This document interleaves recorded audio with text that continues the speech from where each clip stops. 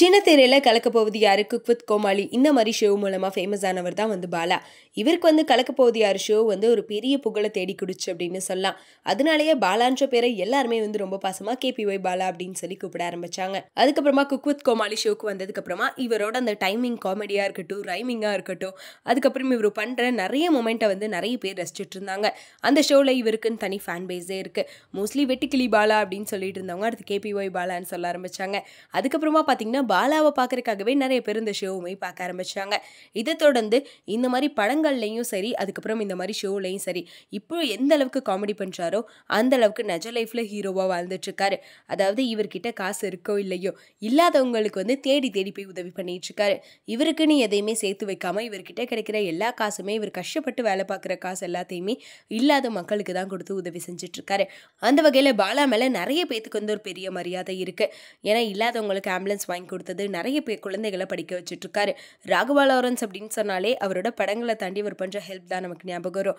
அதே மாதிரி ராகவா லாரன்ஸ் கூட சேர்ந்துமே பாலா நிறைய உதவிகள் செஞ்சுட்டு இருக்காரு. அந்த வகையில பாலாக்குன்னு சொல்லி தனி ரசிகர் பட்டாளமே இருக்கு அப்படின்னு சொல்லலாம். அவரோட ஆக்டிங்கா இருக்கட்டும், காமெடியா இருக்கட்டும், இதெல்லாம் தாண்டி அவர் பண்ற நல்ல விஷயங்களுக்காகவே அவர் பின்னாடி ஒரு கூட்டம் இருக்கு. இந்த நிலையில தான் இப்படி காமெடி நாயகனா வலம் வந்தவர் இப்போ வந்து காந்தி கண்ணாடி அப்படின்ற படத்து மூலமா ஹீரோவா அறிமுகமா இருக்காரு. ஸோ இதனால ரசிகர்கள் எல்லாருமே இந்த படத்துக்காக ரொம்ப ஆர்வமா வெயிட் பண்ணிட்டு இருக்காங்க. அது மட்டும் இல்லாமல் அதோட கிளிம்ஸ் வீடியோ ரிலீஸ் ஆயிருந்துச்சு. அதை பார்க்குறப்ப பாலாவோட ஸ்டோரியவே படமா பண்ணுவாங்களோ அப்படின்ற அளவுக்கு நெட்டிசன்களுக்கு டவுட் வர அளவுக்கு தான் அந்த கிளிம்ஸ் வீடியோ இருந்துச்சு. அதுக்குமே வந்து மக்கள் மத்தியில் நல்ல வரவேற்பு கிடைச்சிருந்துச்சு. இதை தொடர்ந்து நிறைய பேர் பாலா படம் பண்ணும் அப்படின்னு சொல்லி நினைச்சிட்டு இருந்தாங்க. இந்த நிலையில பாலா பண்ண ஒரு விஷயம் இப்போ சோஷியல் மீடியால செம்ம வைரலா போயிட்டு இருக்கு. அதாவது காந்தி கண்ணாடி படத்துக்காக அவர் வாங்கின சேலரியை வச்சு கஷ்டப்படுற 2 குடும்பங்களுக்கு இப்போ வீடு கட்டி கொடுத்துருக்காரு. இந்த விஷயத்தை வந்து நெட்டிசன்கள் பாராட்டிட்டு இருக்காங்க. ஏன்னா இவர் வந்து அவரோட ஷோல வர காசை வச்சு நிறைய பேருக்கு உதவி செஞ்சுட்டு இருந்தாலும் முதல் தடவை வந்து ஃபர்ஸ்ட் டைம் ஹீரோவா ஒரு படம் பண்றாரு.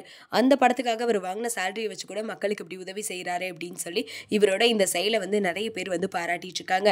அது மட்டும் இல்லாமல் இன்னுமே இவர் நிறைய உதவிகள் இந்த மாதிரி செய்யணும் அப்படின்னு சொல்லியும் பாலா கண்டிப்பா லைஃப்ல பெரிய ஆளா வருவாரு, இன்னும் நிறைய படங்கள் அவர் நடிக்கணும் அப்படின்னு சொல்லி நிறைய பேர் வந்து இவருக்கு ஆசீர்வாதங்களையும் கொடுத்துட்டு இருக்காங்க.